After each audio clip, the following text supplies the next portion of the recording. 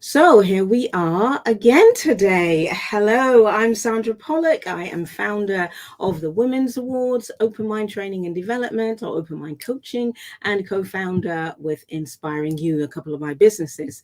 And in addition to all of that, I take some time out every now and again, invite some guests to come and join me to talk about a particular topic. Today, this month, we are talking about Black history. It's October here in the UK, and in October we celebrate Black History Month.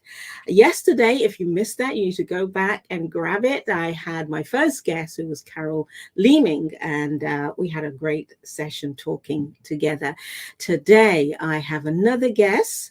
Her name is Nila Matthews, and Nila and I met a couple weeks ago, and we got on so well that I invited her to join me for this session today. So I'm going to get Nila to introduce herself. Just to say, Nila, your mic is off at the moment.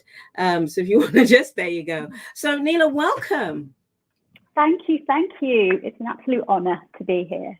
Yeah, it's great to have you here. So as I mentioned, we met a couple weeks back and just hit it off amazingly well. We have a similar mindset about life and all sorts of things. So before we get started on looking at the topic at hand, tell us a little bit about you. What do you do? I know you are running your own business now. Tell me a little bit about your sort of history, career history, or personal history. Yeah, tell us about you.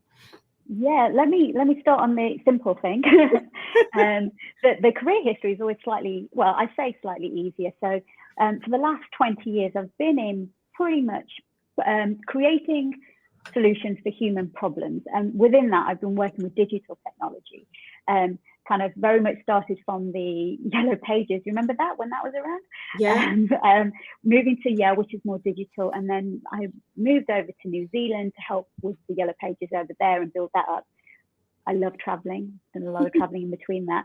I did come back and work for Yahoo and then the Skies. But within all of that, it was always about building better products, better solutions. So for me, it was always about psychology. It was always about, why as humans do we do the things we do, and how do we build for that? So it's the gap between what we say and want and do and get.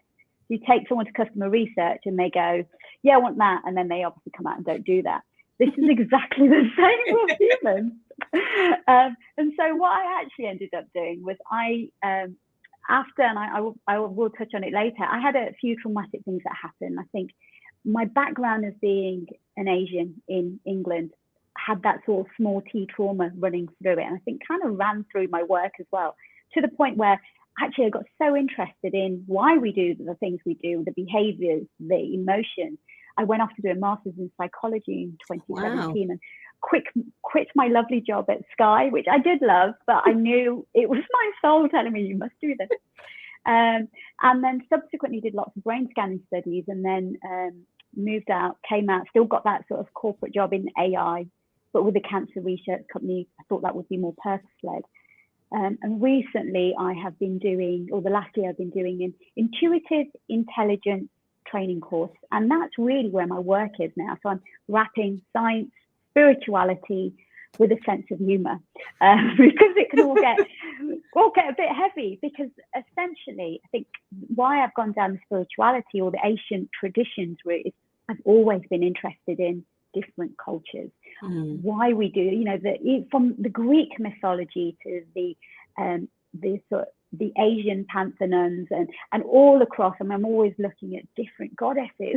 Love that work and the embodiment that it brings. And I think the reason why is because I've always tried to make sense of why people treated some people with disdain for one, whether they othered them or they build them in. And even within my own religion, which I had a bit of described this before as a double bind. When I look back and think of some of the great things that happened, the religious things that happened, they were really fun. But at the same time, there was that social construction that, for me, was, you can't talk to boys. What do you mean that he's your best friend and he's a boy? It was that double edge between living in a culture that is you mix with different, even genders, religions, and that's lovely, to the historical lineage and the core beliefs that sometimes rub against what I believe. So I think that's why I am where I am. I think you teach and you look into the things that need healing. I think that's probably why. Trying to make sense of things. So I went very much neuroscience. I went under the hood. Why do we do the things we do? Yeah. And that's what I do now. I'm still looking at that gap between what we say and want and do and get. And it's the healing, the trauma, the how do we get unstuck? How do we become the leaders we should be? Yeah. That was a long-winded answer. That's really interesting. So and that's why we probably hit it off when we met, because there's so, I resonate with and interested in so much of what you're doing, and have, explored, researched, and actually share in a lot of my own work, dealing within organizations, working within organizations, supporting, coaching, leaders to understand their own thinking, and also the social constructs that we live in and why they are the way that they are. So that brings us really, I guess, onto Black History Month. And we are just really talking around that, because we were talking about this, before we went live, that, my view is, Black history is world history. It's intertwined. There isn't really a separation of the two. And, this is why I think that the conversations that we are having now are much, they're beginning to be a lot more honest and a lot more open. So what's your view around Black History Month and the reason or purpose of it being celebrated, I guess, every October? I think it's a time for us to get to know our own ancestry and our own roots, because in some ways, it was hard for me before I went traveling, before I really started to unpick what my ancestry was, because I think there was a lot of unsaid shame and unsaid just getting on and putting up with it. I think what I mean by that is I didn't dig too deep, and I didn't dig too deep because maybe it wasn't safe to dig too deep.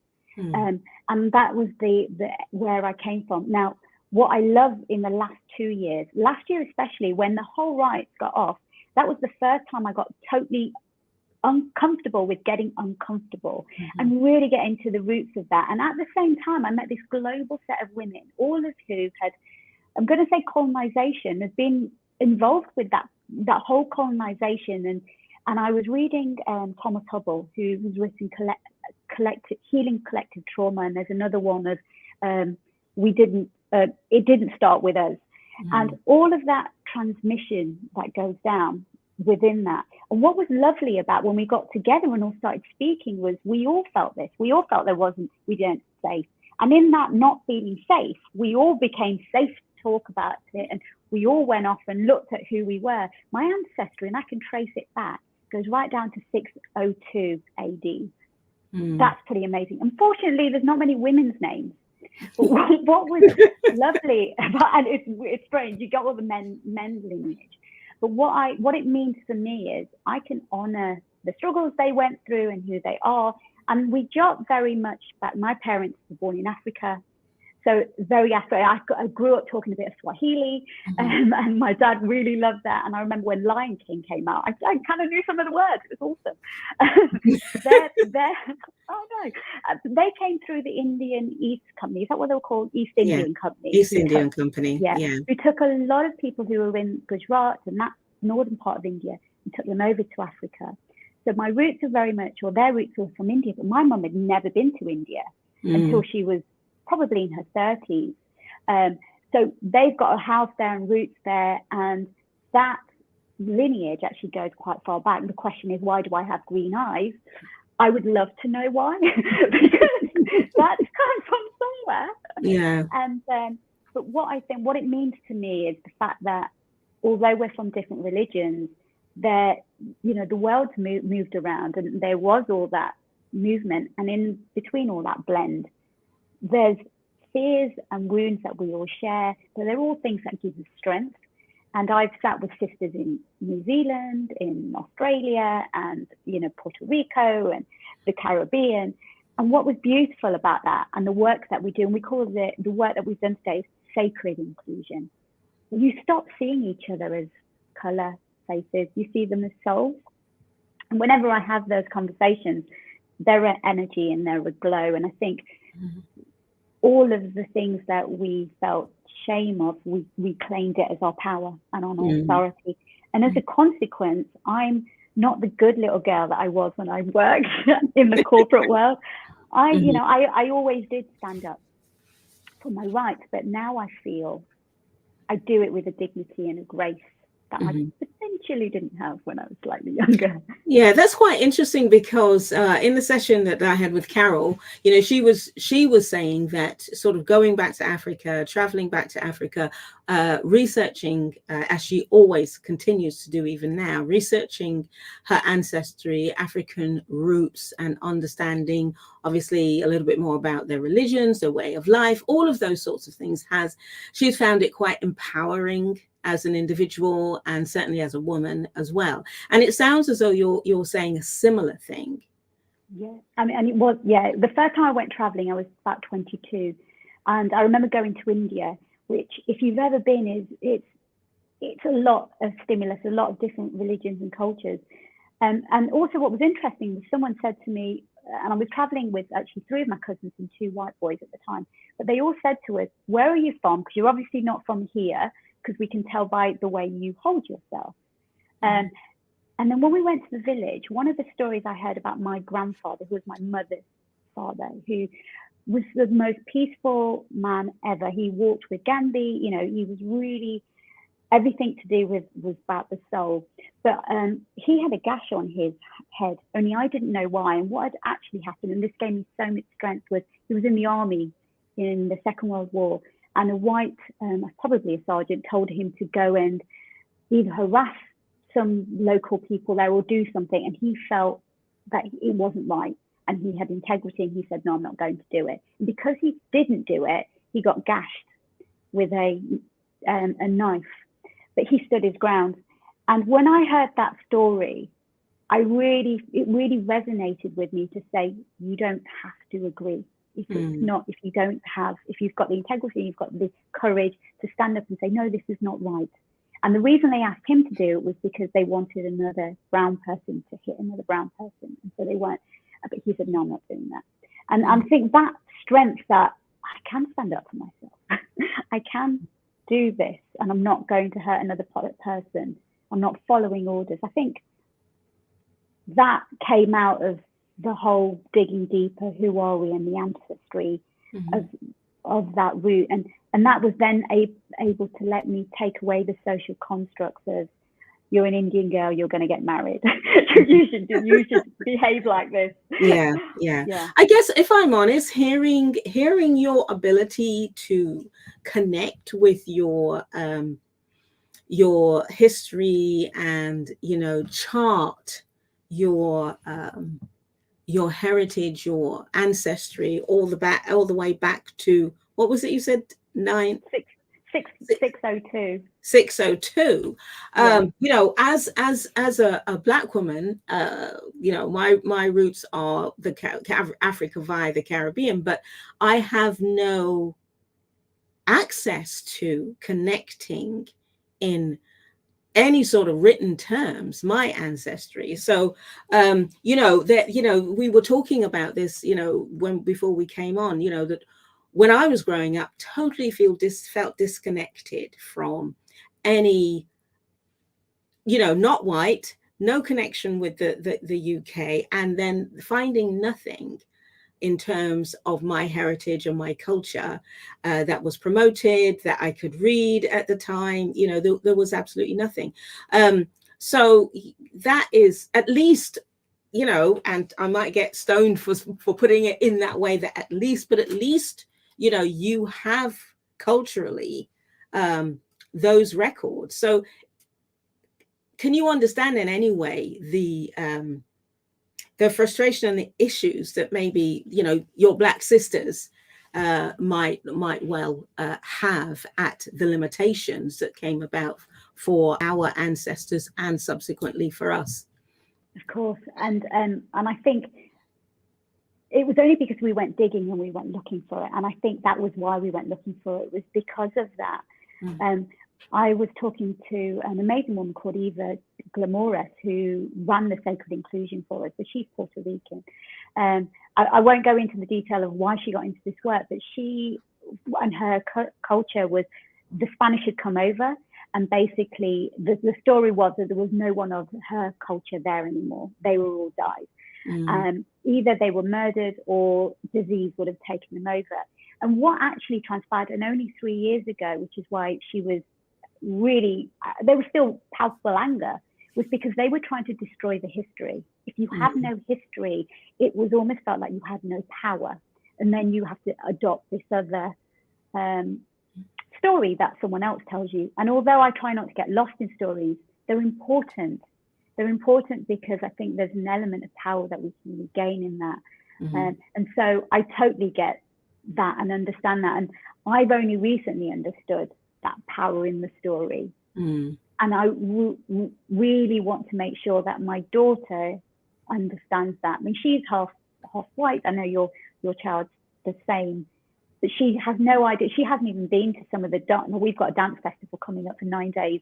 It's called, it celebrates Durga, which is a beautiful feminine goddess.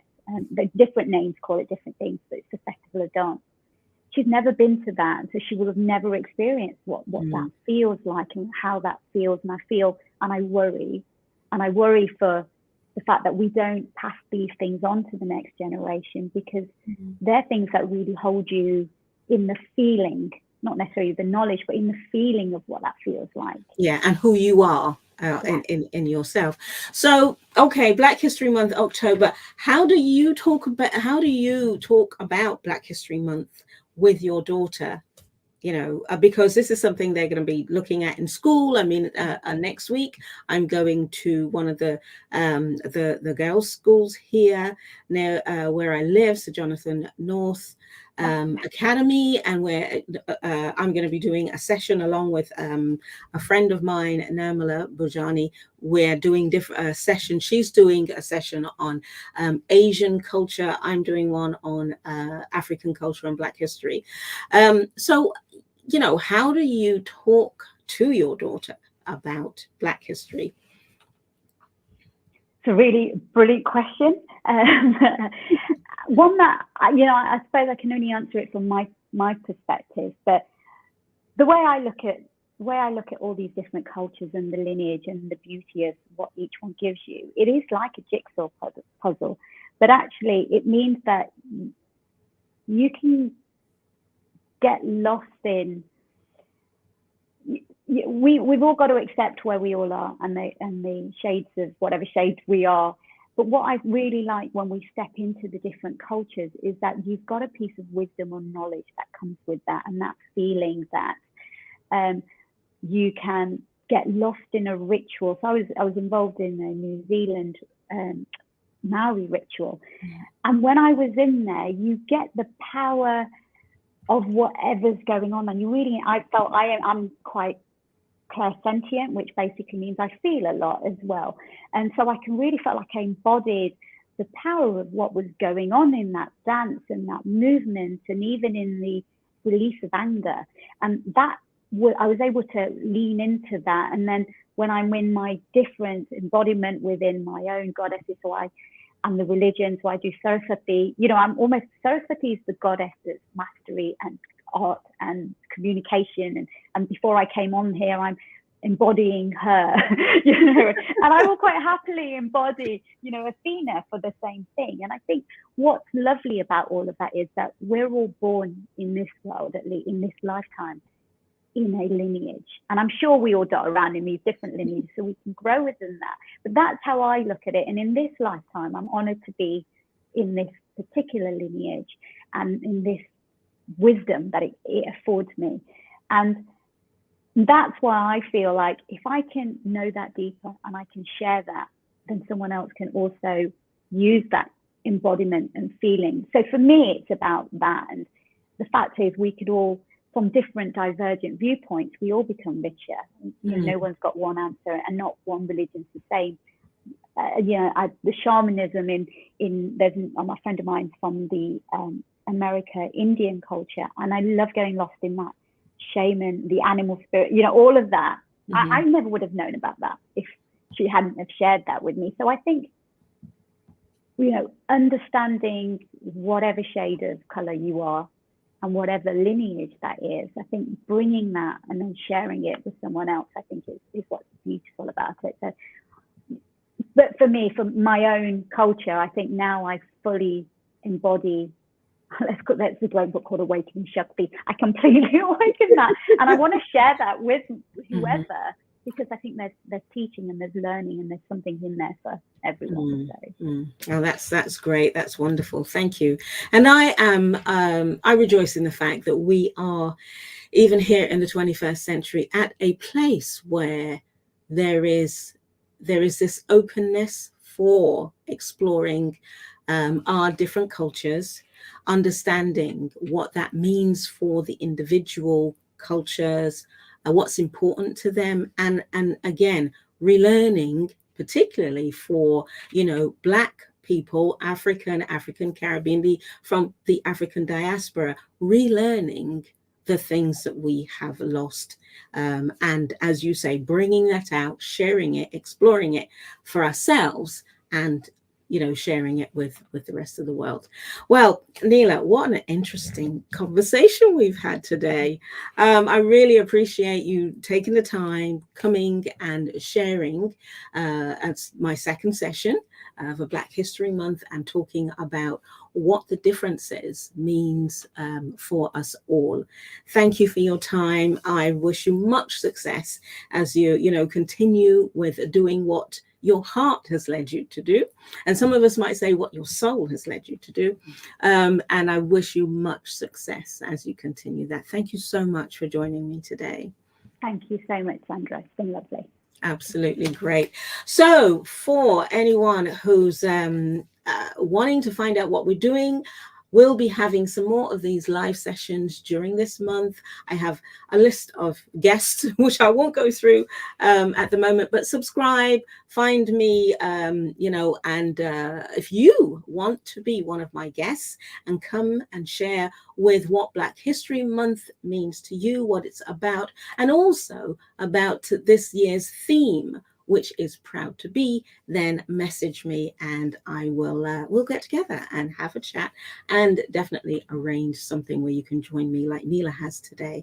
So thank you all. Thanks for joining us. Thank you again, Nila, and I will see you again soon, everyone. So love and light, and I will catch up with you again shortly. Bye for now.